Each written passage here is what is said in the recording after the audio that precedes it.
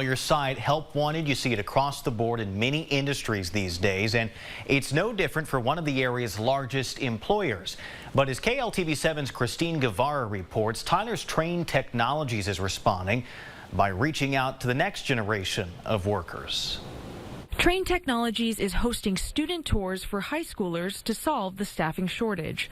Juniors and seniors from UT Tyler University Academy came by to learn about the job opportunities in manufacturing. The best option that we have at this point is to educate kids coming right out of school to have that more sustainable pipeline. It's just not an area that we have focused on in the past, but something that we have to adapt to based on where we're at now. The company is focusing both on students who are considering college and those looking to enter the workforce after high school. 40% of graduating seniors will never even step foot in college, and educating them on what kind of great careers that they could have in an entry-level position and showing them what jobs are available and what career progression would be available to them. Senior Luke Reed attends the UT Tyler Academy Palestine campus.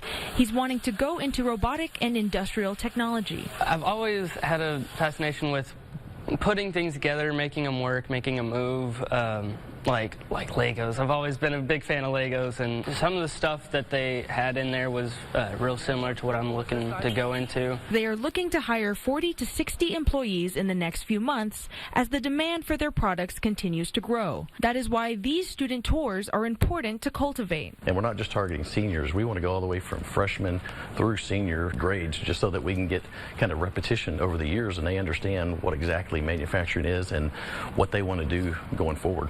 Christine Guevara, KLTV 7 News.